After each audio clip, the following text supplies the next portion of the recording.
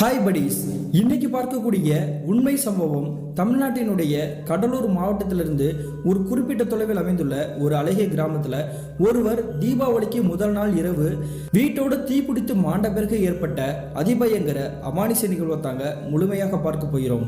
இன்னைக்கு பார்க்கக்கூடிய இந்த வீடியோவும் கொஞ்சம் கூட திகிலும் அமானுஷமும் குறையாமல் நீங்கள் அப்படியே எதிர்பார்க்கலாங்க. இது போல உங்களுடைய லைஃப்லையும் ஏதாவது திகில் சம்பவம் நடந்துருந்துச்சுன்னா இந்த மின்னஞ்சலுக்கு ஷேர் பண்ணலாங்க. ஒருவேளை அது கஷ்டமாக இருந்துச்சுன்னா கீழே டிஸ்கிரிப்ஷன்ல இன்ஸ்டாகிராம் லிங்க் கொடுத்துருக்கேங்க, அதில் போயிட்டு வாய்ஸ் நோட்டாக கூட ஷேர் பண்ணலாங்க. இது வரைக்கும் நம்மளுடைய சேனலை சப்ஸ்கிரைப் பண்ணாமல் பார்த்துட்டு இருந்தீங்கன்னா சப்ஸ்கிரைப் பண்ணிட்டு பக்கத்தில் இருக்கக்கூடிய பெல் பட்டனையும் சேர்த்து கிளிக் பண்ணிக்கோங்க. நான் உங்கள் Afsar. Welcome to Afsar investigation.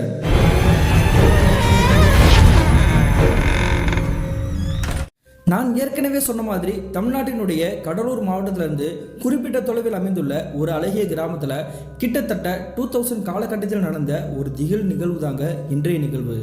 இந்த சம்பவத்தை நமக்கு மின்னஞ்சல் மூலியமாக ஷேர் பண்ணியது அபர்ணா அப்படின்றவங்க தாங்க. இது இவங்களுக்கு நடந்துச்சான்னு பார்த்தீங்கன்னா இல்லைங்க, இவங்களுடைய கிராமத்தில் நடந்ததாங்க இந்த சம்பவம்.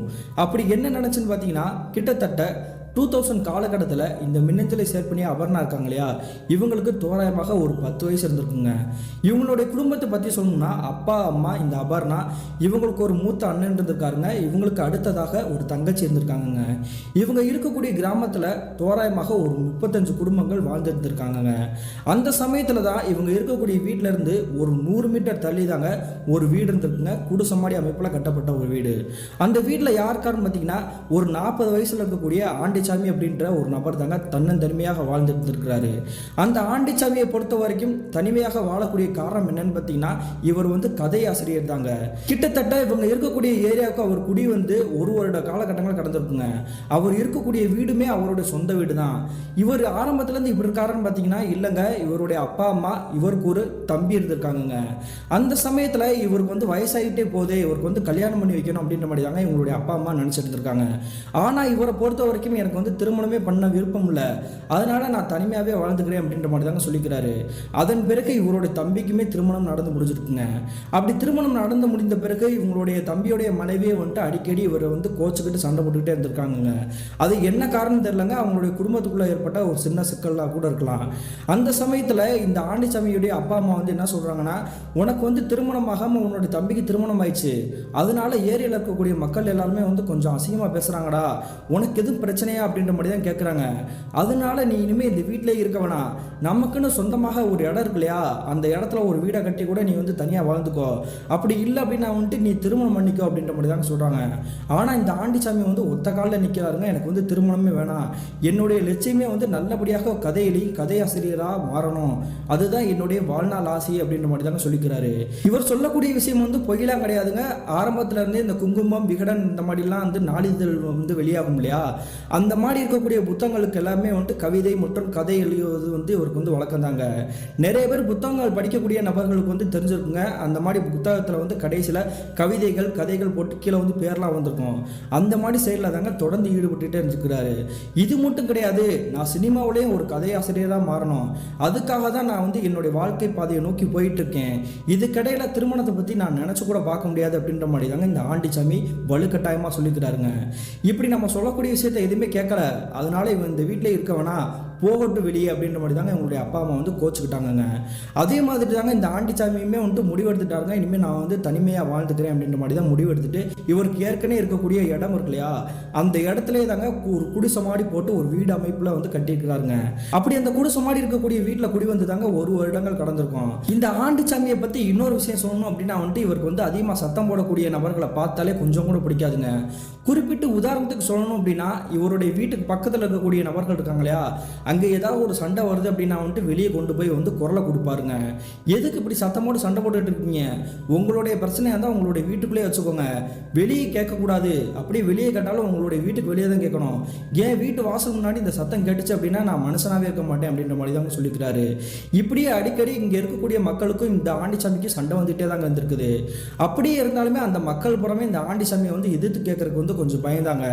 என்ன காரணம் பார்த்தீங்கன்னா 6 அடி அங்குலத்தில் கொஞ்சம் அட்டகாசமாக தாங்க இருந்திருக்கு இருக்கிறாருங்க இந்த ஆண்டிசாமி அப்படின்ற நபர். அதனால தான் யாருமே இவர்கிட்ட வந்து நேரடியாக வந்து சண்டையை போட மாட்டாங்க. இருந்தாலுமே வந்து அடிக்கடி மனசுக்குள்ளேயே வந்து இந்த ஆண்டிசாமின்ற நபர் வந்து திட்டிக்கிட்டு தாங்க இருந்திருக்காங்க. இப்படியே போயிட்டு இருக்கும் பொழுது தாங்க தீபாவளி பண்டிகையே உங்களுடைய கிராமத்தில் இருக்கக்கூடிய மக்களுக்கு சந்தோஷத்தை கொடுக்குற மாதிரி தாங்க வந்திருக்குது. அதே மாதிரி குறிப்பிட்டு சொல்லணும் அப்படின்னா இந்த தீபாவளிக்கு முதல் நாள் இருக்கு இல்லையா, அதாவது 12 மணிக்கு இருக்கும் நள்ளிரவு நேரம். அந்த சமயத்தில் யாரோ ஒருத்தர் வந்து ஓன் அலறி அடிச்சு கத்துற மாதிரி தாங்க சத்தம் கேட்டுக்குது. இந்த சத்தத்தை கேட்ட உடனே சுற்றி இருக்கக்கூடிய மக்கள் எல்லாருமே மிரண்டு போய் வெளியே வந்து பார்த்துருக்காங்க. அப்படி பார்க்கும்பொழுது இவங்களுடைய கண்களில் பார்த்த காட்சி இவங்களை அனைவருமே வந்துட்டு ஆடி போக வச்சிருக்குதுங்க. என்ன காரணம் பார்த்தீங்கன்னா இந்த ஆண்டிசாமியோடைய வீடு இருக்கு இல்லையா, நான் ஏற்கனவே சொன்னேன் இல்லையா அது ஒரு குடிசை வீடு அப்படின்ட்டு, அந்த குடிசை வீட்டுக்குள்ள இருந்தாங்க சத்தம் கேட்டு இருக்குது. அப்படி சத்தம் மட்டும் கேட்கறது மட்டும் இல்லாமல் அந்த வீட்டில் வந்து தீ பிடிச்சி குபு குபுன்னு எரியிற மாதிரி தாங்க எரிஞ்சிட்டு இருக்குதுங்க.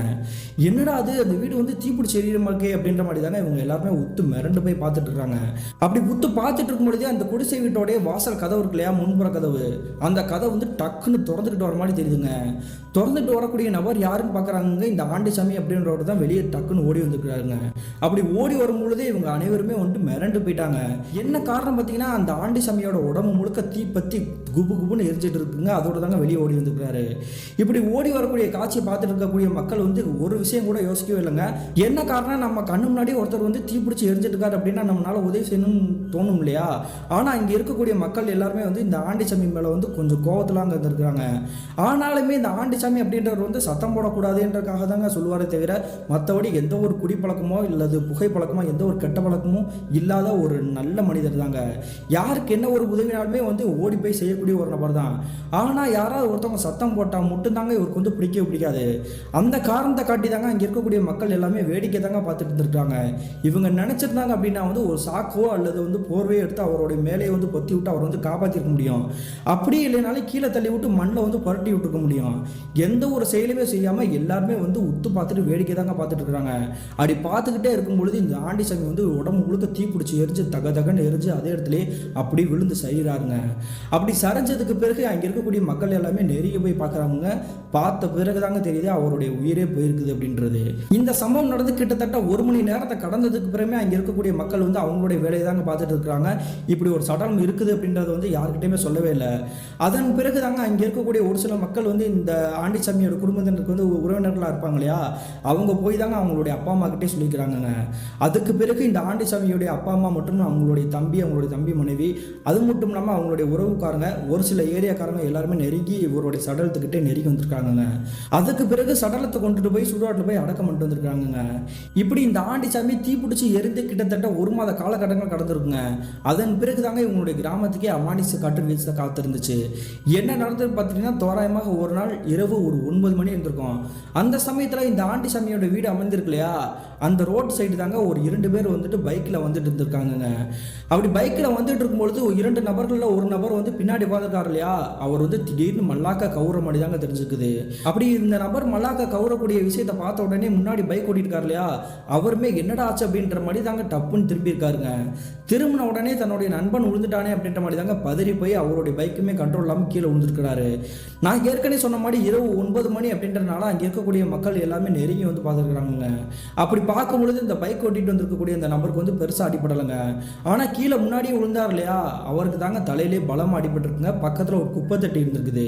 அந்த குப்பை தொட்டியில் தாங்க அவருடைய தலை வந்து நல்லா மோதி இருக்குதுங்க. உடனே இந்த இருவரையுமே தூக்கிக்கிட்டு மருத்துவமனையில் போய் சிகிச்சை பெறதுக்காக வந்து அனுமதிச்சிருக்கிறாங்க. அப்படி மருத்துவமனையில் சேர்த்துட்டு கிட்டத்தட்ட ஒரு 2 மணி நேரம் வந்து சிகிச்சை பண்ணி தாங்க இருந்திருக்காங்க. என்ன காரணம்னா வண்டி ஓட்டக்கூடிய நபருக்கு வந்து எந்த அடியும் படலை, ஆனால் பின்னாடி கொஞ்சம் வந்து தலையில் நல்லா அடிபட்டுருக்கு இல்லையா, அதனால வெயிட் பண்ணுங்க, அதுக்கப்புறம் தான் நாங்கள் சொல்ல முடியும் அப்படின்ற மாதிரி தாங்க அங்கே இருக்கக்கூடிய மருத்துவர்கள் சொல்லியிருக்கிறாங்க. அதுக்கு பிறகு தாங்க இங்கே இருக்கக்கூடிய மருத்துவர்கள் வந்து இனிமேல் அவருக்கு எந்த பிரச்சனையும் கிடையாது, காலையிலே டிஸ்சார்ஜ் பண்ணி கூட்டிகிட்டு போயிருங்க அப்படின்ற மாதிரி தாங்க சொல்லிக்கிறாங்க. அதுக்கு பிறகு அந்த வண்டி ஓட்டிட்டு இருந்தக்கூடிய இந்த நபர் கார் இல்லையா, அவருடைய நண்பர் தானே கீழே விழுந்து தலையில் அடிபட்டது, அவர்கிட்டயே போயிட்டு பேச ஆரம்பிச்சிருக்காருங்க. என்னடா மச்சாச்சு, நான் வந்து உன்னை கரெக்டாக தானே கூட்டிகிட்டு வந்தேன், திடீர்னு ஏன் வண்டியிலேருந்து கவுந்த, ஒருவேளை வந்துட்டு நீ வந்து தூக்கத்தில் வந்து கீழே கவுந்துட்டியா அப்படின்ற மாதிரி கேட்குறாருங்க. அப்படி கேட்கும் பொழுது அவருடைய நண்பர் சொல்லக்கூடிய விஷயத்தை கேட்டு இவர் வந்து தூக்கி வாரி போட்டுருக்குதுங்க. அப்படி என்ன நடந்திருக்கு பார்த்தீங்கன்னா, இந்த 2 நண்பர்களும் வண்டியில் வந்து ஆண்டிசாமியோடைய வீட்டை வந்து தாண்டி போயிட்டு இருந்திருக்காங்க இல்லையா, அப்படி போயிட்டே இருந்திருக்கும் பொழுது இந்த பின்னாடி உட்காந்துருக்கக்கூடிய நபர் இருக்காரு இல்லையா, அவர் ஒரு வித்தியாசமான காட்சியை பார்த்துருக்கிறாருங்க. அது என்னன்னு பார்த்தீங்கன்னா, இவர் இருக்கக்கூடிய இடத்துல இருந்து அந்த ஆண்டிசாமியோட வீடு இருக்கு இல்லையா, அந்த வீட்டுக்கிட்ட ஒரு திண்ணை இருந்திருக்குது. அந்த திண்ணைக்கிட்ட தாங்க யாரோ ஒரு நபர் வந்து ஒத்துக்கிட்டு இவரை வந்து விகாரமாக முறைச்சு பார்க்குற மாதிரி தெரிஞ்சதுங்க. யார் அது நம்மளை அப்படி முறைச்சு பார்க்குறா அப்படின்ற மாதிரி தாங்க இவருமே வந்து கண்ணை கசக்கிட்டு நல்லா உத்து பார்த்துக்கிறாரு. அப்படி பார்க்கும்போது தாங்க தெரிஞ்சுக்குது அங்கே உட்காந்துருக்கிறது வந்து வேற யாருமே கிடையாது, கருகருன்னு இருக்கக்கூடிய கரிய உருவமாக இருக்கக்கூடிய தத்ரூபமாக இருக்கக்கூடிய அந்த ஆண்டிசாமியோடைய ஆன்மா தாங்க உட்காந்துருக்குது. இதை பார்த்த உடனே இவருடைய நண்பன் கிட்ட சொல்லலாம் அப்படின்றக்காக தாங்க டக்குன்னு திரும்பிக்காரு. அப்படி திரும்பின உடனே என்ன நடந்துச்சுன்னு தெரியலங்க, இவருடைய பின்புற சட்டையை பிடிச்சி இழுத்த மாதிரி தாங்க கீழே தட்டு தடு மாதிரி விழுந்திருக்கிறாருங்க. அப்படி விழுந்த உடனே அடுத்த நிமிஷமே அங்கே எதிர்ப்புத்தில் இருக்கக்கூடிய அந்த கரி உருவத்தை பார்த்துருக்கிறாருங்க. அது அப்படியே முறைச்சபடி தாங்க உட்காந்துருக்குது. ஆனால் இவருடைய நண்பர் கண்ணுக்கு வந்து தெரியவே இல்லை. அதன் பிறகு அங்கே இருக்கக்கூடிய மக்கள் எல்லாமே கூட்டம் கூட்டமாக வந்துட்டு இவரை வந்து தூக்கி வச்சு எழுப்பி பக்கத்தில் இருக்கக்கூடிய மருத்துவமனைக்கு அனுப்பணும் அப்படின்றக்காக ஏற்பாடு பண்ணாங்க இல்லையா, அந்த சமயத்துலையுமே அந்த கரி உருவத்தை அப்படியே பார்த்துருக்காருங்க. தத்ரூபமாக உட்காந்தபடி தெரிஞ்சிருக்குதுங்க. இப்படி அந்த ஆன்மா தான் நம்மளை தள்ளி விட்டுருச்சு, ஆனால் இதை பற்றி நம்ம சொல்ல முடியல அப்படின்ற மாதிரி நினச்சிட்டு இருக்கும் பொழுது இவருடைய கண்கள் வந்து அப்படியே சொக்கி மயக்கம் போட்டிருக்காருங்க. இப்படி தாண்டா அந்த உருவத்தை வந்து என்னுடைய கண்கள் முன்னாடியே தத்ரூபமாக பார்த்தேன், அதனால தாண்டா நான் வண்டியிலேருந்து கீழே விழுந்தேன், நான் வண்டியிலேருந்து கீழே விழுந்ததும் அந்த ஆன்மா செஞ்ச வேலை தான், என்னுடைய சட்டையை பிடிச்சி இழுத்துருச்சுடா அப்படின்ற மாதிரி தாங்க சொல்லிக்கிறாரு. நீ சொல்கிற விஷயம் எல்லாமே கொஞ்சம் பயமாக தான் இருக்குது, ஆனாலுமே இதை வந்து என்னால் நம்பவே முடியாதுடா, சரி உன்னுடைய உடம்பு சரியாச்சுல, வா தலையில் கட்டு போட்டுருக்குது பார்த்து வா அப்படின்ற மாதிரி தாங்க இந்த மருத்துவமனை டிஸ்சார்ஜ் பண்ணி உங்களுடைய வீட்டுக்கே கூட்டிகிட்டு வந்திருக்காங்க. அப்படி வீட்டுக்கு கூட்டிகிட்டு வந்ததுக்கு பிறகு ஒரு 3 நாட்களுக்கு பிறகு தாங்க அந்த அடிபட்டுருச்சுலையா தலையில், அந்த நபர் வந்து வீட்டை விட்டு வெளியவே வந்திருக்கிறாருங்க. இவங்களுடைய கிராமத்தில் வந்து ஒரு சாவடி மாடி தாங்க ஒரு பொது இடம் இருந்திருக்குது. அந்த பொது இடத்துல ஒரு மரம் இருந்திருக்குது. அந்த மரத்துக்கிட்ட தாங்க இந்த 2 நண்பர்களுமே உட்காந்து அரட்டி அடிச்சு பேசிட்டு இருந்திருப்பாங்க. இந்த 2 நண்பர்களுடைய பேரை வந்து மென்ஷன் பண்ணாங்க, ஏன்னா இந்த சம்பவத்தை ஷேர் பண்ணிய அபர்ணாவுக்கே பேர் தெரியாதாமா, அதனால தாங்க சொல்லலை, நானும் சொல்லலை. அப்படி இந்த 2 நண்பர்கள் வந்து அந்த மரத்தில் தாங்க உட்காந்துருக்குறாங்க. இவங்களை பற்றி இன்னொரு விஷயம் சொல்லணும் அப்படின்னா வந்துட்டு பெருசாலாம் சேட்டை பண்ண மாட்டாங்க, ஆனால் தினமும் குடிக்கக்கூடிய ஒரு நபர்கள் தான். அந்த சமயத்தில் அவங்க இந்த 2 நண்பர்களும் பேசிட்டு இருக்கும் பொழுது அந்த தலையில் அடிபட்டுச்சு இல்லையா, அவர் வந்து திருன்னு முடிச்சிருக்காரு. என்னடாச்சு, ஏன்டா நல்லா பேசிட்டு இருக்கும் பொழுதே திடீர்னு முழிக்கிற, உனக்கு எதுவும் பிரச்சனை அப்படின்ற மாதிரி கேட்குறாருங்க. அப்படி கேட்கும்பொழுது அவர் எதுவுமே சொல்லாமல் டக்குன்னு எந்திரிச்சிருக்கிறாருங்க. என்னடாச்சு வாடா உட்காரா அப்படின்னு சொல்லும் பொழுது அவர் எதுவுமே கேட்காம விறுவிறுன்னு நடந்துட்டு இருக்கிறாருங்க. எதுக்கு இப்படி விறுவிறுன்னு நடந்து போயிட்டு இருக்கேன், எங்கே போகிறான், ஒருவேளை வந்து பசிக்குதோ அதனால தான் வீட்டுக்கு போகிறானோ அப்படின்ற மாதிரி தாங்க இவருடைய நண்பர் நினச்சிக்கிறாரு. அப்படி விறுவிறுன்னு போன அந்த தலையில் அடிப்பட்ட அந்த நபர் வந்து எங்கே போகிறாருன்னு பார்த்தீங்கன்னா அவருடைய வீட்டுக்கு தாங்க போகிறாரு. அப்படி வீட்டுக்கு போனவர் ஒரு 5 செகண்ட்லேயே மறுபடியும் இவருடைய இடத்துக்கே நெருங்கி வந்திருக்கிறாருங்க. எதுக்குடா வீட்டுக்கு போனால் மறுபடியும் எதுக்குடா வந்திருக்கிற, வேற எதுவும் பிரச்சனையாடா சொல்கிறா அப்படின்ற மாதிரி தாங்க இவர் கேட்குறாரு. அப்படி கேட்கும்பொழுது அவர் முறைச்சு பார்த்துக்கிட்டபடியே மறுபடியும் விறுவிறுன்னு நடந்துக்கிறாரு. இவனுக்கு என்ன ஆச்சு, திடீர்னு ஏன் பைத்தியம் பிடிச்ச மாதிரி பண்ணிட்டு இருக்கான் அப்படின்ற மாதிரி தாங்க இவர் வந்து உத்து பார்த்துருக்கிறாரு. அப்படி பார்த்துட்டே இருக்கும் பொழுது அந்த தலை அடிபட்ட நபர் இருக்கார் இல்லையா, அவர் வந்து என்ன பண்ணிக்கிறாருன்னு பார்த்தீங்கன்னா அவங்களுடைய கிராமத்தில் இருக்கக்கூடிய போஸ்ட் மரம் இருக்கு இல்லையா, அந்த போஸ்ட் மரம் வந்து மொத்தமாக கரண்ட் சப்ளை பண்ணுறதுக்காக வந்து பெருசாக கட்டி வச்சுருப்பாங்க இல்லையா டிரான்ஸ்ஃபார்ம், அதில் தாங்க ஏறி இருக்கிறாருங்க. எதுக்கு இவன் வந்து அதில் ஏறிக்கிட்டு இருக்கான், ஒருவேளை கரண்ட் அடிச்சிருச்சுன்னா என்ன பண்ணுவான் அப்படின்ற மாதிரி தாங்க கீழே இருந்துட்டு வாடா வாடான்னு கத்திருக்கிறாங்க. இவர் கத்துறது மட்டும் இல்லாமல் இவர் கூட இருக்கக்கூடிய அங்கே மக்கள் இருக்காங்க இல்லையா, எல்லாருமே மிரட்டபடி தாங்க பார்த்துட்டு இருக்காங்க. என்னாச்சுடா தம்பி, எதுக்குடா மேலே ஏறிட்டு இருக்க, முதல்ல கீழே இறங்கிவான்னு கத்திட்டு இருக்காங்க. ஆனால் இவங்க சொல்லக்கூடிய விஷயத்தை எதையுமே கேட்காம அந்த டிரான்ஸ்ஃபர் மேலேயே ஏறி நிற்கிறாங்க. அப்படி ஏறி நிற்கிறது மட்டும் இல்லாமல் அவர் பார்க்கக்கூடிய பார்வையை பார்த்துட்டு இங்கே சுற்றி இருக்கக்கூடிய மக்கள் எல்லாமே மிரண்டு போயிட்டாங்க. அப்படி என்ன பண்ணிக்கிறாருன்னு பார்த்தீங்கன்னா அந்த தலையில் அடிப்பட்ட நபர் வந்து அந்த டிரான்ஸ்ஃபர் மேலே ஏறி நிற்கிறார் இல்லையா, அப்படி கீழே இருக்கக்கூடிய மக்கள் எல்லாத்தையும் வந்து ஒரு மாதிரி ஒத்து பார்த்துட்டு சிரிச்சிருக்காருங்க. இப்படி டிரான்ஸ்ஃபர் மேலே ஏறி ஏன் இப்படி பண்ணிக்கிட்டு இருக்கான், எதுக்கு இப்படி விகாரமாக சிரிச்சிட்டு இருக்கான், ஒருவேளை கரண்ட் இருந்துச்சுன்னா என்ன பண்ணுறது அப்படின்ற மாதிரி தாங்க யோசிச்சுட்டு இருக்காங்க. அப்படி யோசிச்சுக்கிட்டு இருக்கும் பொழுது திடீர்னு வந்து வெடிவெடிக்கிற மாதிரி தாங்க சத்தம் கேட்குது. அந்த சத்தத்தை கேட்ட உடனே அனைவருமே கொலை நடுங்கி தாங்க அந்த டிரான்ஸ்ஃபரத்தை ஒத்து பார்த்துருக்குறாங்க. அப்படி பார்க்கும்பொழுது உங்களுடைய வாழ்க்கையிலேயே மறக்கவே முடியாத காட்சி தாங்க கண்கள் முன்னாடி தெரிஞ்சுக்குது. என்ன நடந்திருக்கு பார்த்தீங்கன்னா அந்த தலையில் அடிபட்ட நபர் இருக்கார் இல்லையா, இவங்களை பார்த்து அப்படி தான் நின்று இருந்தாரு. திடீர்னு அந்த டிரான்ஸ்பரத்து மேலேயே குதிச்சிருக்கிறாருங்க. குதிச்ச உடனே அவருடைய உடம்பு புறமே வந்து சாக்கடிச்சு பயங்கரமா அதே இடத்துலயே இப்படி தீ பிடிச்சி எரிஞ்சு கருகி இருக்குதுங்க. அதன் பிறகு தாங்க அங்கே இருக்கக்கூடிய ஒரு நபர் வந்துட்டு டிரான்ஸ்பரத்தோட கரண்டை வந்து அம்மத்தை சொல்லி பக்கத்தில் இருக்கக்கூடிய நபர்கிட்ட போய் சொல்லிக்கிறாங்க. கிட்டத்தட்ட இந்த சம்பவம் நடந்த ஒரு அரை மணி நேரத்துக்கு பிறகு தாங்க அங்கே இருக்கக்கூடிய மக்கள் எல்லாருமே அந்த சடலத்துக்கிட்ட நெருங்கி போறாங்க. அப்படி நெருங்கி போயுமே அந்த நபரை வந்து இவனால் தூக்க முடியல. என்ன காரணம் பார்த்தீங்கன்னா இவர் வந்து அடிபட்டு கீழே விழுகலங்க. அதே இடத்துலயே அவருடைய உடம்பு வந்து அப்படியே அந்த கரண்ட் கம்பி இருக்கு இல்லையா, அதுலேயே பசமாடி தாங்க ஒட்டி போய் கிடந்திருக்குது. அதன் பிறகு அதுக்கு உண்டான ஆட்களை கூட்டிகிட்டு வந்து அந்த நபருடைய சட்டத்தை வந்து கீழே இறக்கிட்டுருக்காங்க. எதுக்காக அப்படி செத்து போனா அப்படின்ற மாதிரி தாங்க காவல்துறையில் இருக்கக்கூடிய நண்பர்கள் வந்து விசாரிக்கிறாங்க. என்ன ஆச்சுன்னு தெரில, நல்லா தான் பேசிகிட்டு இருந்தான், திடீர்னு தலையில் அடிபடிச்சு இடையில ஒரு நாள் விபத்தாகி அதுக்கு பிறகு எது பைத்தியம் முடிச்சிச்சோ என்னன்னு தெரில, திடீர்னு அவன் பாட்டு தற்கொலை பண்ணுற மாதிரி இந்த டிரான்ஸ்ஃபார்மர் மேலே ஏறி குதிச்சிட்டான், வேற எதுவும் எங்களுக்கு தெரியாது அப்படின்ற மாதிரி தாங்க அனைவருமே வந்து மிரண்டு போய் சொல்லிட்டு இருக்காங்க. இந்த சம்பவத்துக்கு பிறகு அந்த நபர் இல்லையா அவருடைய இறுதிச் சடங்கு நடத்துறதுக்காக வீட்டில் எல்லாமே சடங்கு ஏற்பாடுலாம் செஞ்சுட்டு இருக்காங்க. அதன் பிறகு அங்கே இருக்கக்கூடிய மக்கள் வந்து என்ன சொல்றாங்கன்னா, உங்களுடைய முறைப்படி வந்து இந்த சடலத்தை வந்து நீங்க வந்து எரிக்கிறதா வழக்கம், ஆனால் ஏற்கனவே இவர் வந்து ரொம்ப எரிஞ்சு போய் தான் இறந்து போயிருக்கிறாரு, அதனால இவருடைய சடலத்தை போய் சுடுகாட்டில் போய் அடக்கம் பண்ணிட்டு வந்துருங்க அப்படின்ற மாதிரி தாங்க சொல்றாங்க. அதே மாதிரி பெரியவங்க சொல்றாங்களே நமக்கு இதுதான் செஞ்சாகணும் அப்படின்ற மாதிரி தாங்க அங்கே இருக்கக்கூடிய மக்கள் எல்லாமே முடிவெடுத்து அவருடைய சடலத்தை எடுத்துக்கிட்டு சுடுகாட்டுக்கு போயிருக்காங்க. அப்படி சுடுகாட்டுக்கு கூட போகக்கூடிய நபர் வந்து வேற யாரும் கிடையாதுங்க, ஏற்கனவே இவருடைய நெருங்கி நண்பர் இல்லையா அவர் தாங்க போறாரு. சுடுகாட்டுக்குள்ளே நெருங்கி போன பிறகு அங்கே வந்து 6 அடி குழியை தோண்டி அவருடைய சடலத்தை வந்து உள்ள இறக்கியிருக்காங்க. அன்றைய நேரம் வந்து இரவு தோராயமாக ஒரு 7 மணியை கடந்திருக்கும். என்ன காரணம் பார்த்தீங்கன்னா, இந்த சம்பவம் நடந்தது எல்லாமே வந்து ஒரு மதிய நேரம் தாங்க. அதன் பிறகு உற்றார் உறவினர்கள் எல்லாமே வரதுக்கே வந்து ரொம்ப நேரம் கடந்துருச்சு. அதுக்கு பிறகு தாங்க இவங்க வந்து அந்த சடலத்தை சுடுகாட்டுக்கே கொண்டு வந்திருக்காங்க. அப்படி குழிக்குள்ள இறக்கினதுக்கு பிறகு அங்கே இருக்கக்கூடிய நபர் வந்து குழிக்குள்ள இருக்கக்கூடிய அந்த சடலத்தை வந்து கரெக்ட் பண்ணி வைக்கணும் இல்லையா, அதுக்காக தாங்க கீழே இறங்கியிருக்கிறாரு. கீழே இறங்கின அடுத்த நிமிஷம் அது கத்தி அலறி அடிச்சுட்டு மேலே ஏறி வந்திருக்கிறாருன்னா மண் பூரா அவங்க மேலே வந்து படுற மாதிரி. என்னாச்சுப்பா, ஏன்பா அப்படி கத்திக்கிட்டு இருக்க, உள்ளுக்குள்ள எதுவும் பாம்பு கிடக்கா அப்படின்ற மாதிரி கேட்குறாங்க அங்கே இருக்கக்கூடிய மக்கள். பாம்புலாம் ஒன்றும் கிடையாது, உள்ள ஒரு கருப்பாக ஒரு உருவத்தை பார்த்தேன், அந்த உருவத்தோட முகத்தோற்றம் வந்து என்னால் பார்க்க முடியல, பயங்கரமாக கொடூரமாக இருக்குது, என்னை ஏதோ பண்ண பார்க்குது அப்படின்ற மாதிரி தாங்க அலறி அடிச்சுட்டு மேலே ஏறி இருக்கிறாருங்க. சரிப்பா நீ தானப்பா எல்லா வேலையும் செஞ்சாகணும், ஒழுங்காக கீழே இருங்கப்பா அப்படின்ற மாதிரி தாங்க அங்கே இருக்கக்கூடிய மக்கள் சொல்லிக்கிறாங்க. தயவு செஞ்சு என்னை கொண்டாலும் கொண்டு போட்டுருங்க, இதுக்குள்ளே நான் இறங்கவே மாட்டேன் அப்படின்ற மாதிரி தாங்க தப்புச்சோம் பொழைச்சோன்ற மாதிரி ஓடிக்கிறாருங்க. எதுக்கு இப்படி உளறிட்டு இருக்கான், என்னத்தை பார்த்தான்னு தெரியல அப்படின்ற மாதிரி தாங்க இங்கே இருக்கக்கூடிய மக்கள் எல்லாமே மிரண்டு போய் அந்த சடலத்தை வந்து முன்ன ஃபுல்லாக மூடி அவர் வந்து அடக்கம் பண்ணிட்டு மறுபடியும் வீட்டுக்கு வந்திருக்காங்க. இந்த சம்பவத்துக்கு பிறகு தாங்க இந்த ஏற்கனவே இறந்து போனார் இல்லையா அவருடைய நண்பர் வந்து படாத பாடுபட்டு இருந்திருக்காருங்க. இவருக்கு இந்த கிராமத்தில் வந்து வேற எந்த நபருமே வந்து தெரிந்த நண்பர்கள் கிடையாதுங்க. இந்த தலையில் அடிபட்டு இருந்தவர் தவிர வேறு யாரும் பழக்கமும் கிடையாது. தன்னுடைய நண்பனே தன்னை விட்டுட்டு இறந்து போயிட்டானே, நம்ம என்ன பண்றது அப்படின்ற மாதிரி தாங்க யோசிச்சுட்டே இருந்திருக்காரு. அப்படி யோசிச்சுட்டே இருக்கும்போது தாங்க தோராயமாக ஒரு நாள் நடுநிசி இரவு ஒரு 12 மணி இருக்கும். அந்த சமயத்தில் இவருடைய அப்பா அம்மா இவங்களுடைய வீட்டில் தாங்க தூங்கிட்டு இருந்திருக்காங்க. அப்படி தூங்கிட்டு இருக்கும்பொழுது இவங்களுடைய வீட்டில் வந்து மூச்சு விடுற மாதிரி தாங்க சத்தம் பயங்கரமாக கேட்டுருக்குது. கேட்ட உடனே யார் இப்படி மூச்சு வாங்கிட்டுக்கா அப்படின்ற மாதிரி தாங்க இவங்களுடைய அப்பா அம்மா வந்து டக்குன்னு எந்திரிச்சுக்கிறாங்க. எந்திரிச்சு பார்க்கும்பொழுது இவங்களை அனைவருக்குமே வந்து கொலையே நடுங்கி போயிடுச்சு. என்ன காரணம் பார்த்தீங்கன்னா, இந்த நபர் இல்லையா ஆல்ரெடி படுத்து கிடந்தவர் வந்து டக்குன்னு சமன்கால் போட்டு உட்காந்துக்கிட்டு அந்த மாதிரி தாங்க விகாரமாக பண்ணிட்டு இருக்கிறாரு. என்ன ஆச்சுடா, எது கனவு எது கண்டுட்டியா, ஒருவேளை ஏதோ மூச்சுத்திறனோட ஏற்பட்டிருக்கா அப்படின்ற மாதிரி தாங்க பக்கத்தில் நெருங்கி போய் உங்கள் அப்பா என்ன ஏதுன்னு கேட்டுக்கிறாரு. கேட்ட உடனே பக்கத்தில் உட்காந்துருக்கக்கூடிய அந்த நபர் வந்து என்ன பண்ணுறாருன்னா எங்களுடைய அப்பாவோடைய கழுத்தை பிடிச்சி நெரிக்க ஆரம்பிச்சிருக்கிறாரு. எனக்கு எந்த பிரச்சனையும் இல்லைடா, ஆனால் இவனுக்கு தாண்டா பிரச்சனை, இவனோட உயிரை எடுக்காமல் போகவே மாட்டேன் அப்படின்ற மாதிரி தாங்க கோபத்தோட ஆக்ரோஷமாக பேசிக்கிறாரு. அப்படி பேசிட்டு இருக்கும்பொழுது இவங்களுடைய அம்மா வந்து என்ன பண்ணுறாங்கன்னா பக்கத்தில் கூடிய சுவிட்ச் ஆன் பண்ணி லைட்டை போட்டுக்கிறாங்க. லைட்டை போட்ட உடனே இவங்களுடைய வாழ்க்கையிலே கற்பனையே பண்ண முடியாது காட்சி கண்கள் முன்னாடி தெரிஞ்சுக்குது.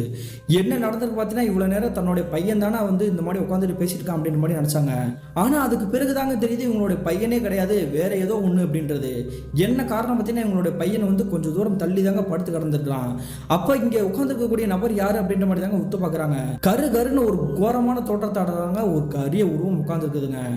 அந்த கரிய உருவத்தோட கைப்பிடியில தான் தன்னுடைய கழுத்து மாட்டிருக்கா அப்படின்ற மாதிரி தாங்க இவங்களுடைய அப்பாவுமே பார்த்து மிரண்டு போயிட்டாங்க. அதன் பிறகு இவங்களுடைய குலதெய்வத்தை மனதார வேண்டிக்கிட்டு தாங்க அந்த இடத்த உத்து பார்த்துருக்காங்க. அதே சமயத்தில் அங்கே இருக்கக்கூடிய கறி உருவம் வந்து டக்குன்னு டிசைப்பேர் ஆகிக்குது.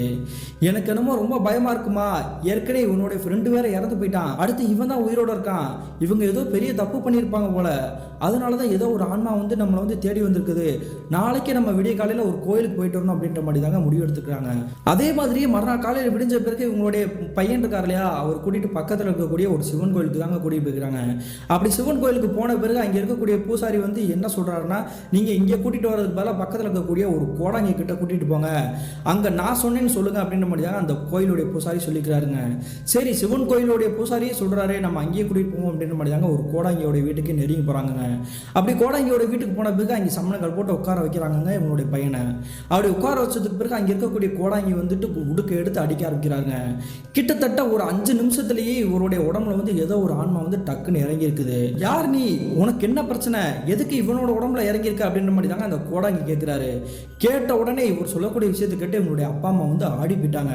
அப்படி என்ன சொல்லியிருக்காங்க பார்த்தீங்கன்னா, அவருடைய உடம்புல இருக்கக்கூடிய ஆன்மா வந்து நான் வேற யாரும் கிடையாதுடா, இதே ஊரை சேர்ந்த ஆண்டிச்சாமி தாண்டா அப்படின்ற மாதிரி தாங்க தாங்க ஆக்ரோஷமாக பல்ல கடிச்சுக்கிட்டே சொல்லியிருக்கிறாருங்க. இதை கேட்டு தாங்க அவங்களுடைய அப்பா அம்மா வந்து மிரண்டு போயிட்டாங்க. ஆண்டிச்சாமிங்கிறது வேற யாரும் கிடையாதுங்க. சில மாதங்களுக்கு முன்னாடி வந்து ஒரு தனிமையாக இருக்கக்கூடிய ஒரு கதையாசிரியர் வந்து இறந்து போனார் இல்லையா, தீப்பிடிச்சு. அதே நபருடைய ஆன்மா தாங்க இவர் மேலே ஏறி இருக்குது. சரி, இவர் மேலே எதுக்கு ஏறி இருக்கிற, உனக்கு என்ன பிரச்சனை, நீ எதுக்காக இவனை தேடி வந்திருக்க அப்படின்ற மாதிரி தாங்க அந்த கோடாங்கி அடுத்தடுத்த கேள்வியாக கேட்டுக்கிட்டு இருக்கிறாங்க. அப்படி கேட்கும்போது தாங்க இந்த ஆண்டிச்சாமி நடந்த விஷயத்தையுமே சொல்ல ஆரம்பிச்சிருக்கிறாங்க. எல்லா பிரச்சனைக்குமே காரணம் இவனும் இவனுடைய ஃப்ரெண்டு மட்டும்தான். இந்த இருவர் மட்டும் இல்லை அப்படின்னா வந்துட்டு என்னுடைய வாழ்க்கை நல்லபடியாக இருந்திருக்கும். இவங்கனால தான் என்னுடைய நிம்மதியே போயிடுச்சு.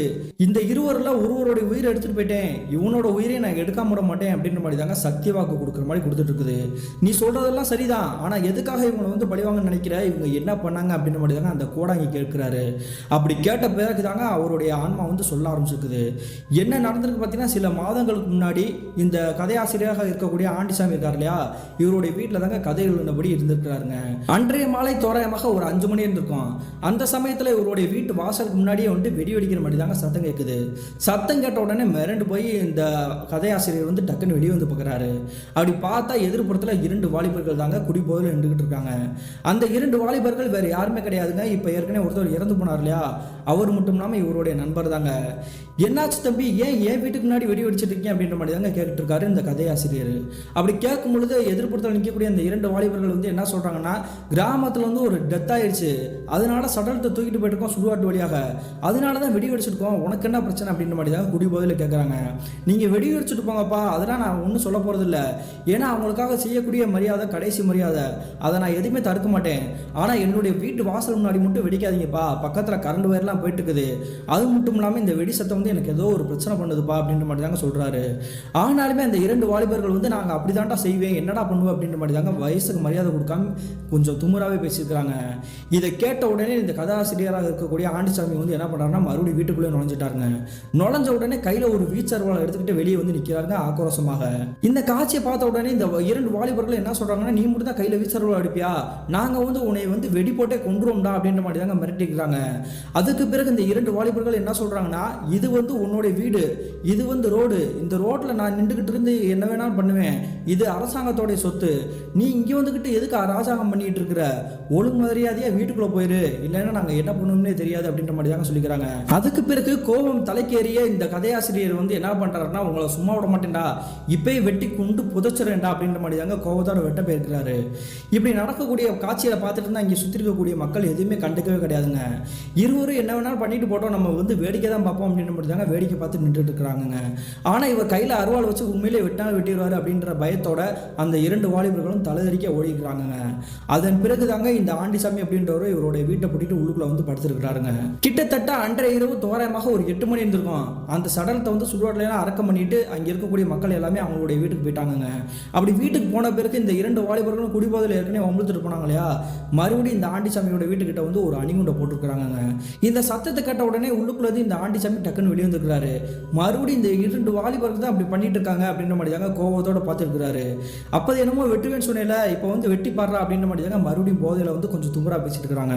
உங்ககிட்ட நான் சொன்னா புரியாதுடா, உங்களை நான் என்ன பண்ணுறேன்னு பாரு அப்படின்ற மாதிரி தாங்க இந்த ஆண்டிசாமி ஏற்கனவே சொன்னேன் இல்லையா, 6 அடி அங்குலத்தில் கொஞ்சம் வாட்டா சட்டமாக இருக்கக்கூடிய நபருண்டு அந்த 2 வாலிபர்களையும் போட்டு அடின்னு அடித்து வெளுத்து பக்கத்தில் இருக்கக்கூடிய ஒரு அடி வைப்பு பக்கத்திலே தூக்கி தூர வீசியிருக்கிறாருங்க. இப்படி இந்த 2 நபர்களையும் அடிக்கக்கூடிய காரியத்தை பார்த்துட்டு இருக்கக்கூடிய அங்கே இருக்கக்கூடிய மக்கள் எல்லாமே இந்த ஆண்டிசாமியை தாங்க திட்டிருக்கிறாங்க. அது சின்ன பசங்க ஏதாவது ஒரு தெரியாதனமாக வார்த்தை விட்டுருப்பாங்க, அதுக்காக உங்கள் வயசுக்கு வந்து அவங்கள போட்டு அடிப்பீங்களா, நீங்கள் பண்ணது மிகப்பெரிய தப்பு அப்படின்ற மாதிரி தாங்க சொல்லிக்கிறாங்க. அது மட்டும் இல்லாமல் இந்த ஆண்டிசாமி ஆக்ரோஷமாக மறுபடியும் அங்கே இருக்கக்கூடிய மக்கள்கிட்ட பூராமே எதிர்த்து பேச ஆரம்பிச்சாரு. என்னைய வந்து அப்போதான் உங்களுக்கு முழுதான் நீங்கள்லாம் என்ன வேடிக்கை தானே பார்த்துட்டு இருந்தீங்க, இப்போ எதுக்கு எதிர்த்து கேட்டுக்கிட்டு இருக்கீங்க, நீங்கள் எல்லாரும் உங்கள் வாயை மூடிக்கிட்டு போங்க அப்படின்ற மாதிரி தாங்க சொல்லிட்டு இந்த ஆண்டிசாமி அவருடைய வீட்டுக்குள்ளேயே நுழைஞ்சிருக்கிறாருங்க. அதன் பிறகு இந்த 2 வாலிபர்களும் அடிபட்ட நிலையோட அவங்களுடைய வீட்டுக்கு போயிருக்கிறாங்க. இந்த சம்பவம் நடந்து கிட்டத்தட்ட 1 மாத காலகட்டங்கள் கடந்திருக்குங்க. நான் ஏற்கனவே சொன்ன மாதிரி தீபாவளிக்கு முதல் நாள் இரவு தோராயமாக ஒரு 12 மணி இருந்திருக்கும். அந்த சமயத்தில் இந்த 2 வாலிபர்களும் வந்து என்ன பண்ணிக்கிறாங்க பார்த்தீங்கன்னா, நம்மளை ரொம்ப அசிங்கப்படுத்திட்டான் இல்லையா, அதனால அவனுடைய வீட்டிலேயே கொஞ்சம் வெடி ஏதாவது போட்டு அவனை வந்து கொன்றணும் அப்படின்ற மாதிரி தாங்க நினச்சிக்கிறாங்க. அதே சமயத்தில் தாங்க அவருடைய வீடு வந்து ஏற்கனவே குடிசை வீடுன்றது நல்லா தெரியும். அதனால இந்த 2 பேருமே வந்து என்ன பண்ணிக்கிறாங்கன்னா, பாட்டிலில் வந்துட்டு கொஞ்சம் வந்து மண்ணெண்ணெயை ஊற்றிட்டு அதுக்கு மேலே வந்து ராக்கெட்டை வச்சு அது மேலே தீயை பற்ற வச்சு அந்த குடிசைக்குள்ளே போட்டுக்கிறாங்க. அப்படி குடிசைக்குள்ளே அந்த தீ பட்ட உடனே தாங்க தீ பிடிச்சி அந்த வீடியோ வந்து தக நெறிஞ்சிருக்குது. அதுக்கு பிறகு தாங்க அங்கே இருக்கக்கூடிய அந்த நபரான ஆண்டிசாமி அப்படின்றவர் வந்து உயிரோட கறி எரிஞ்சு போயிருக்கிறார். இருக்கிறாருங்க. இப்படி நான் இறந்து போனதுக்கு காரணமே இந்த 2 வாலிபர்கள் தான். ஒருத்தனுடைய உயிரை வந்து நான் எடுத்துட்டேன், இவனோட உயிரை எடுக்காம போக மாட்டேன் அப்படின்ற மாதிரி தாங்க பல்ல கடிச்சிட்டு ஆக்ரோஷமா பேசிட்டு இருக்கிறாருங்க. இதை பார்த்துட்டு இருந்த கோடாங்கிக்கு மனசு கேட்கல. என்ன காரணம்னா, இந்த ஆண்டிசாமியோட ஆன்மா மேல வந்து எவ்வளவோ நியாயம் இருக்குது, அது எந்த தப்புமே செய்யாதது. ஆனா இந்த 2 வாலிபர்கள் செஞ்ச காரியத்தை வந்து இவரால் வந்து ஏற்றுக்கவே முடியலங்க. ஏற்கனவே ஒருத்தரோட உயிர் போயிடுச்சு, இவனோட உயிர் போயிருக்க கூடாதா அப்படின்ற மாதிரி தாங்க அந்த கோடாங்கியை நினைச்சிருக்காரு. ஆனா அவருடைய முறைப்படி வந்துட்டு இந்த ஆன்மா வந்து விரட்டி வைக்கணும், அதுதானே அவருடைய குலத்தொழில். அதனால இந்த கோடாங்கி என்ன பண்ணிக்கிறாருன்னா, நான் ஏற்கனவே உன்னை வந்து கட்டுப்பாட்டுக்குள்ள கொண்டு வைக்கணும் அப்படின்றக்காக சத்தியவாக்கு கொடுத்துட்டேன், அதனால உன்னுடைய உடம்பு விட்டு போயிரு, இல்லை அப்படின்னா உன்னை வந்து உண்டு இல்லைன்னு பண்ணிடுவேன் அப்படின்ற மாதிரி தாங்க ஆக்ரோஷமா அந்த கோடாங்கியுமே பேசிக்கிறாருங்க. ஒரு கட்டத்துக்கு பிறகு நான் இனிமேல் யாருக்கும் தொந்தரவு கொடுக்க மாட்டேன் அப்படின்ற மாதிரி தாங்க அவருடைய உடம்புல இருந்து அந்த ஆன்மா, ஆண்டிசாமியோட ஆன்மா வந்து விலகி போயிருக்குதுங்க. உடனே இந்த கோடாங்கி வந்து என்ன பண்ணுறாருன்னா, எங்களுடைய அப்பா அம்மா பார்த்துட்டு இந்த பையனுக்கு வந்து பெரிய பிரச்சனை இருக்குது, உயிர் கூட போக வாய்ப்பு இருக்குது, அதனால இவனோட கையில் வந்து கைத்தை கட்டி விடுறேன், கிட்டத்தட்ட ஒரு 21 நாள் வந்து இந்த கிராமத்துக்கே திரும்பி வர வேணாம், வேறு ஏதாவது ஒரு ஊருக்கு அனுப்பிச்சு வைங்க, அதன் பிறகு வந்து உங்களுடைய ஊருக்கு வரட்டும், எந்த பிரச்சனையும் கிடையாது, நான் சொன்னதை மட்டும் நல்லா புரிஞ்சுக்கோங்க, 21 நாள் இந்த ஊரில் இவங்க இருக்கக்கூடாது அப்படின்ற மாதிரி தாங்க சொல்லிக்கிறாரு. அதே மாதிரி தாங்க இவங்களுடைய அப்பா அம்மா வந்து இவங்களுடைய பையனுடைய கையில் வந்து கைத்து கட்டியிருக்காரு இல்லையா அந்த கோடாங்கி, அதன் பிறகு இந்த பையனை வந்து இவங்களுடைய வீட்டுக்கு கூட்டிகிட்டு வந்திருக்காங்க. அப்படி வீட்டுக்கு கூட்டிகிட்டு வந்த பிறகு கண்ட மணிக்கு திட்டுறாங்க, இவ்வளோ பெரிய தப்பான ஒரு பாவமான செயலை செஞ்சு வச்சிருக்க, நீலாம் நல்லாவே இருப்பியாடா அப்படின்ற மாதிரி தாங்க ஓன்னு அழுதுருக்கிறாங்க. இப்படி இவங்க சத்தம் போடக்கூடிய விஷயத்தை கேட்டு அக்கம் பக்கத்தில் இருக்கக்கூடிய மக்கள் எல்லாருக்குமே தெரிஞ்சுக்குதுங்க, அந்த ஆண்டிசாமி அப்படின்ற நபரை வந்து கொண்டது வந்து வேற யாரும் கிடையாது, இந்த 2 வாலிபர்கள் தான் அப்படின்றது. அதன் பிறகு வந்து என்ன பண்ணுறாங்கன்னா, ஏற்கனவே வந்து அந்த ஆண்டிசாமி மேலே கோவத்தில் இருந்திருக்காங்க, இதனால இந்த விஷயத்தை வந்து நம்ம பெருசாக எடுத்துக்க வேணாம், எதுவும் சொல்ல வேணாம் அப்படின்ற மாதிரி தாங்க நினச்சிக்கிறாங்க. அதே மீறி இந்த வாலிபருடைய அப்பா அம்மா வந்து அவங்களுடைய காலில் வந்து விழுந்து கெஞ்சி கதறி அழுதுருக்காங்க. இப்படி என்னோட பையன் வந்து இதை செஞ்சுட்டான் அப்படின்றது வந்து யாருக்கிட்டே சொல்லிடாதீங்க, சொன்னோம் அப்படின்னா வந்து என்னோட பையனோட வாழ்க்கையை போயிடும் அப்படின்ற மாதிரி தாங்க அழுதுருக்குறாங்க. அதே மாதிரி அந்த கிராமத்து மக்களும் அப்படியே எதுக்கிட்டு இருக்காங்க. அதன் பிறகு இந்த பையனை வந்து வெளியூருக்கு அனுப்பிச்சு வைக்கலாம் அப்படின்றக்காக இவருடைய சித்தியோட வீட்டுக்கு தாங்க அனுப்பிச்சு வச்சிருக்காங்க. இந்த சம்பவம் நடந்ததுக்கு பிறகு இவர் வந்து இவரோட சித்தி வீட்டுக்கு அனுப்பிச்சு விட்டுருக்காங்க இல்லையா, கரெக்டாக ஒரு 21 நாட்களுக்கு பிறகு தாங்க இவர் வந்து இவருடைய கிராமத்துக்கே திரும்பி வந்திருக்கிறாருங்க. அன்றைய இரவு தோராயமாக 10 மணி இருந்திருக்கும். அந்த சமயத்தில் இந்த வாலிபர் வந்து என்ன பண்ணிக்கிறாருன்னா, இந்த ஆண்டிசாமி வந்து தீப்பிடிச்சு எரிஞ்சு போனார் இல்லையா, அவருடைய வீட்டு வாசலுக்கு மத்தியில் தாங்க நின்றுட்டு இருக்கிறாரு. இரவு 10 மணி ஆனதுனால அங்கே இருக்கக்கூடிய கிராமத்து மக்கள் வந்து ஒரு சில பேர் வந்து தூங்கி இருக்கிறாங்க, மீதமுள்ள நபர்கள் வந்து ஒரு சத்தம் கேட்குது அப்படின்னு மாதிரி தாங்க வெளியே வந்து பார்க்குறாங்க. அப்படி பார்க்கும் பொழுது இந்த வாலிபர் வந்து என்ன பண்ணியிருக்காரு பார்த்தீங்கன்னா, அந்த ஆண்டிசாமியோட வீடு இல்லையா, அந்த வீடை பார்த்து தாங்க கெட்ட கெட்ட வார்த்தை திட்டிகிட்டு இருக்கிறாரு. எவ்வளோ தைரியம் இருந்தால் என்னுடைய நண்பனே போட்டு தள்ளியிருப்ப, அவே சொன்னான், ஆனால் நான் நம்பவே இல்லை, இந்த பேய் மேலேயும் பிசாசு மேலேயும் எனக்கு நம்பிக்கை கிடையாது, உனக்கு உண்மையிலே கொம்பு இருந்துச்சு அப்படின்னா வந்து தைரியமான ஆளாக இருந்தால் என்னை வந்து போட்டு தள்ளு பார்ப்போம் அப்படின்ற மாதிரி தாங்க கத்திட்டு இருக்கிறாரு. இவர் சவால் போட்டு கத்திட்டு இருக்கக்கூடிய காரியத்தை பார்த்துட்டு அங்கே இருக்கக்கூடிய மக்கள் எல்லாமே மிரண்டு போயிட்டாங்க. ஏற்கனவே ஒருத்தர் செத்து போயிட்டான், இப்பயுமே இவன் வந்து அடங்காமல் திரிகிறானே, என்ன பண்ணுறது அப்படின்ற மாதிரி தாங்க இவங்களுடைய அப்பா அம்மாவுடைய வீட்டுக்கு போய் சொல்லியிருக்கிறாங்க இவர் கத்தக்கூடிய விஷயத்த. உடனே அவங்களுடைய அப்பா அம்மா வந்து கண்ட மணிக்கு வந்து திட்டிட்டு இவர் வந்து கையை பிடிச்சி வளர்க்கட்டாயமாக வீட்டுக்கு இழுத்துட்டு போயிருக்கிறாங்க. அப்படி வீட்டுக்கு இழுத்துட்டு போய் அவருக்கு வந்து புத்திமதி சொல்லி படுக்க வச்சுருக்காங்க, சாப்பாடெல்லாம் போட்டுட்டு. கிட்டத்தட்ட ஒரு 1 மணி நேரம் கடந்திருக்குங்க, அதாவது தோராயமாக ஒரு 11 மணி இருந்திருக்கும். அந்த சமயத்தில் இவங்களுடைய அப்பா அம்மா வந்து தன்னுடைய பையன் வந்து படுத்திருக்கானா அப்படின்ற மாதிரி தாங்க பார்க்கறக்காக வந்து டக்குன்னு முழிச்சிருக்காங்க. அப்படி முழிக்கும் பொழுது இவங்களுடைய வீட்டோட வாசல் கதை வந்து திறந்துருக்குங்க, இவங்களுடைய பையனுமே காணோம். பக்கத்தில் படுத்து கிடந்த தன்னுடைய பையனை காணாமே அப்படின்ற மாதிரி தாங்க அவங்களுடைய கணவருமே எழுப்பியிருக்காங்க. உடனே இருவருமே பார்த்துட்டு தன்னுடைய பையன் எங்கே போயிட்டான் அப்படின்ற மாதிரி தாங்க தெரியாமல் அங்கிட்டுக்கிட்டு அலைஞ்சிருக்கிறாங்க. அப்படி அங்கிட்டுக்கிட்டு அலைஞ்சிட்டு போய் கடைசியில் தாங்க அவங்களுக்கு சந்தேகமே வந்துருக்குது, அதாவது பொறி தட்டி இருக்குது. இந்த ஆண்டிசாமியோடைய வீட்டுக்கிட்ட தன்னுடைய பையனை வந்து நின்றாலும் நிற்பான், ஒருவேளை குடிபோதில் எதுவும் கெட்ட வார்த்தையில் திட்டிட்டு காணும் அப்படின்ற மாதிரி தாங்க அனைவருமே மிரண்டு போய் பார்க்குறாங்க. அப்படி இவங்க பார்க்கக்கூடிய காட்சியை பார்த்துட்டு இருக்கும் பொழுது இவங்க அனைவருக்குமே பேரெதிர்ச்சி. என்ன நடந்திருக்கு பார்த்தீங்கன்னா, அங்கே இருக்கக்கூடிய மக்கள் நிறைய பேர் வந்து சுற்றி வந்து வேடிக்கை பார்த்துட்டு இருக்காங்க.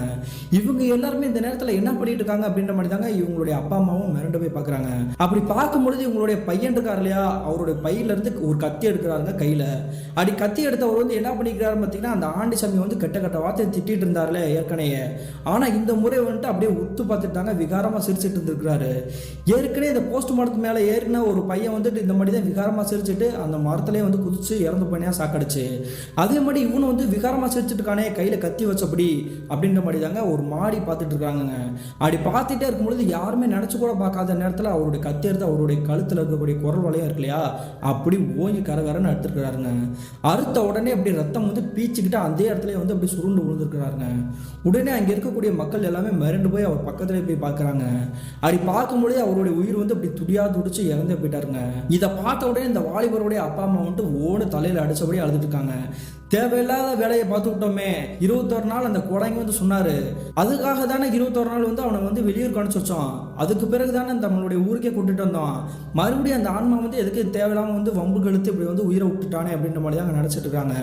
அதன் பிறகு தாங்க அவருடைய சடல் தட்டுட்டு இவங்களுடைய வீட்டுக்கே போயிருக்காங்க.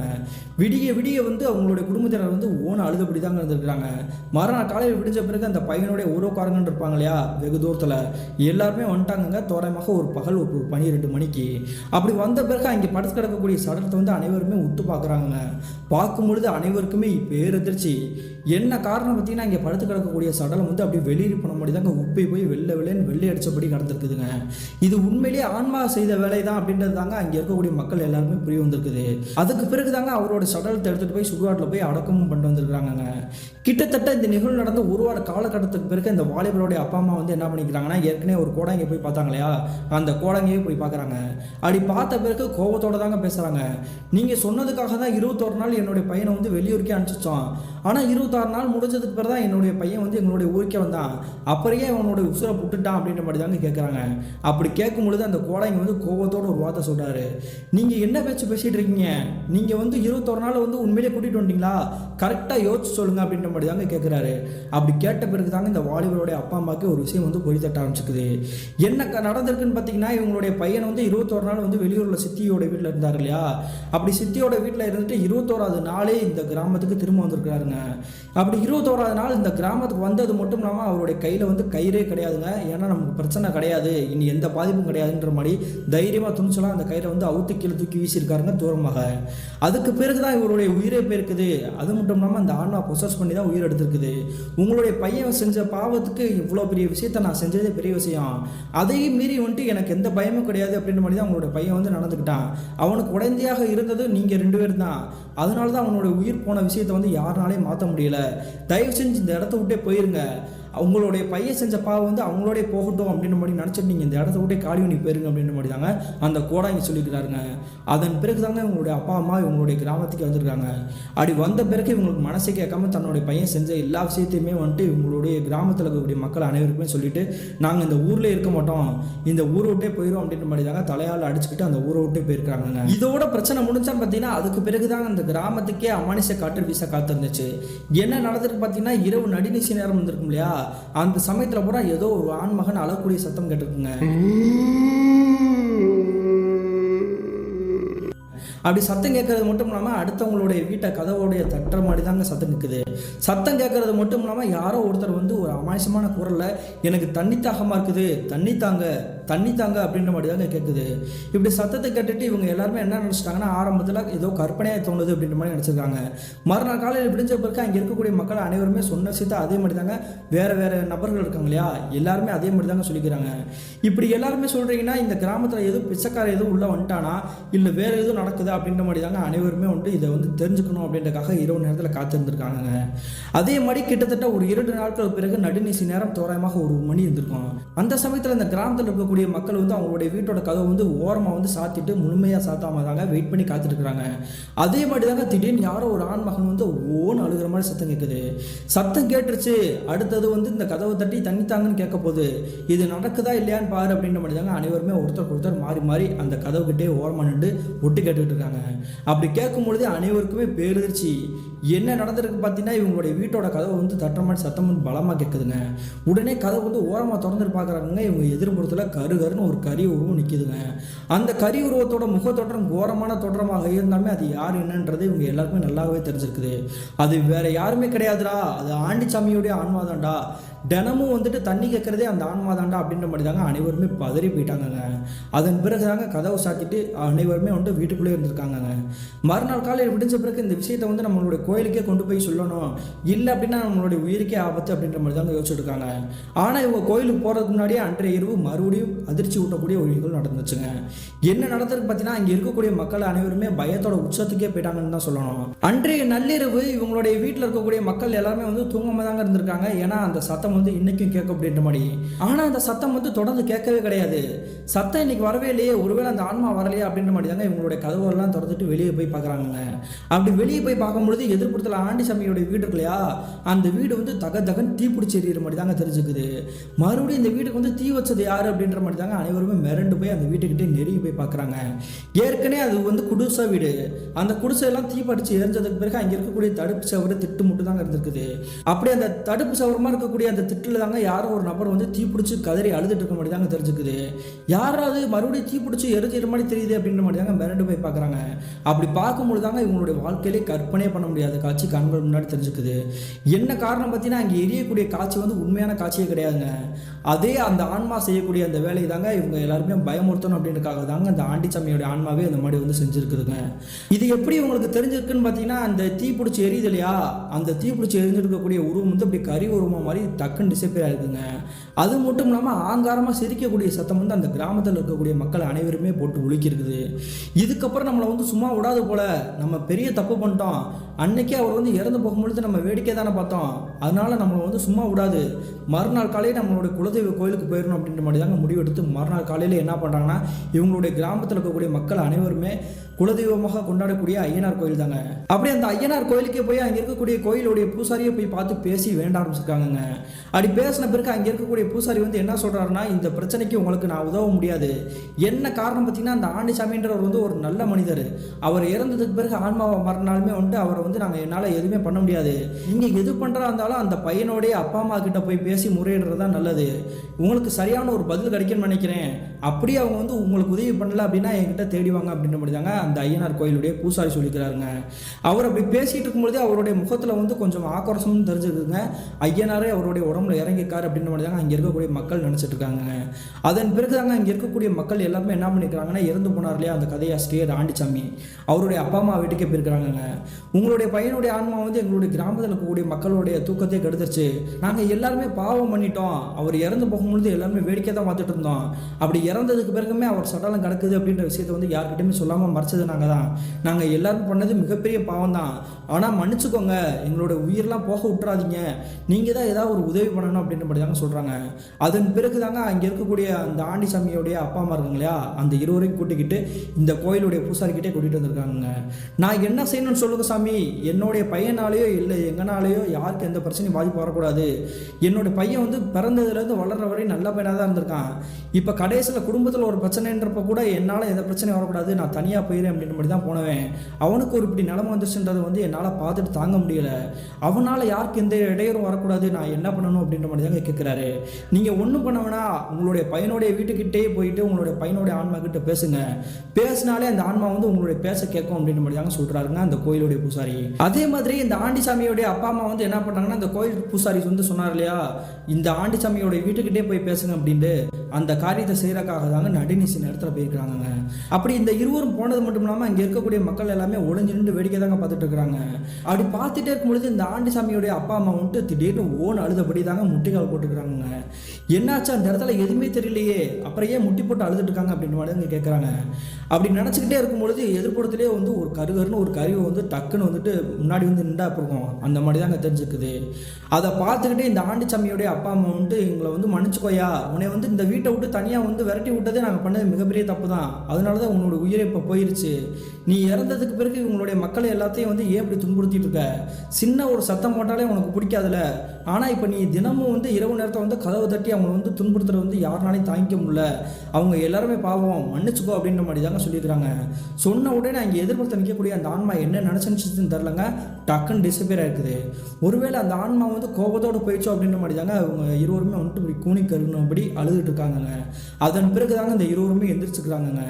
உடனே அங்கே இருக்கக்கூடிய மக்கள் எல்லாமே இவங்க பக்கத்தில் நெருங்கி வந்துட்டு, உங்களுடைய பையனுடைய ஆன்மா போயிடுச்சுன்னு தான் நாங்கள் நினைக்கிறோம், அது எங்களை மன்னிச்சிருச்சு போல, நாங்கள் பண்ணது எல்லாமே மிகப்பெரிய தப்பு, நாங்கள் இந்த மாதிரி அடுத்த ஆளுக்கு யாருக்குமே எந்த ஒரு தொந்தரவும் இடையூறும் கொடுக்க மாட்டோம், எங்களை மன்னிச்சுக்கோங்க, உங்களுடைய பையனுக்கு செஞ்ச பாவத்துக்கு உங்ககிட்ட மன்னிப்பு கேட்குறோம் அப்படின்ற மாதிரி தாங்க இந்த ஆண்டிசாமியோடைய அப்பா அம்மா இருக்காங்க இல்லையா, அவங்க காலடியிலே இங்கே இருக்கக்கூடிய மக்கள் எல்லாமே விழுந்திருக்காங்க. அதன் பிறகு தாங்க இந்த ஆண்டிசாமியோடைய அப்பா அம்மா வந்துட்டு இவங்களுடைய வீட்டுக்கே வந்திருக்காங்க. அப்படி வந்ததுக்கு பிறகு கிட்டத்தட்ட இந்த சம்பவம் நடந்து 1 மாதம் 2 மாத காலகட்டம் கடந்திருக்குங்க. இந்த ஆண்டிசாமியோட ஆன்மா வந்து இரவு நேரத்தில் வந்து பயமுறுத்திட்டு இருந்துச்சு இல்லையா, அந்த மாதிரி எந்த ஒரு செயலுமே செய்யவே இல்லைங்க. அதுக்கு பிறகுதாங்க அங்கே இருக்கக்கூடிய மக்கள் எல்லாருக்குமே புரிஞ்சுக்குதுங்க, இந்த ஆண்டிசாமியோடைய அப்பா அம்மா வந்து நேரடியாக பேசினாங்க இல்லையா, அதன் பிறகு அதோடைய ஆன்மா வந்து அப்படி காணாமல் போயிருக்குது, யாருக்கு எந்த தொந்தரவும் பண்ணாமல் போயிடுச்சு அப்படின்ற மாதிரி தாங்க நம்ப ஆரம்பிச்சிருக்காங்க. கிட்டத்தட்ட 2000 காலகட்டத்தில் என்னுடைய கிராமத்தில் நடந்த ஒரு திகில் நிகழ்வு தான் பிரதர். இந்த சம்பவம் நடக்கிறப்ப எனக்கு 10 வயசு இருக்கும். அதனால நிறைய விஷயங்கள் எனக்கு வந்து மறந்திருந்தாலுமே எனக்கு தெரிந்த விஷயங்களை கூட உங்ககிட்ட வந்து அப்படியே சொல்லி முடிச்சுக்கிறேன் அப்படின்ற மாதிரி தாங்க சொல்லியிருக்காங்க. ஆனால் அந்த ஆண்டிசாமியோட ஆன்மா அதன் பிறகு யாருக்குமே எந்த ஒரு தொந்தரவும் கொடுக்கல அப்படின்ற மாதிரி தாங்க இவங்களுக்கு வந்து தெரிஞ்சதை அப்படியே சொல்லிக்கிறாங்க. இந்த சம்பவத்தை ஷேர் பண்ணிய அபர்ணாவுக்கு ஒரு நன்றி சொல்லிக்கிறாங்க. மீண்டும் இது போன்ற தரமான திரளான சுவாரஸ்யமான நிகழ்வுடன் உங்களை சந்திக்கும் வரை நான் உங்கள் அப்சர்.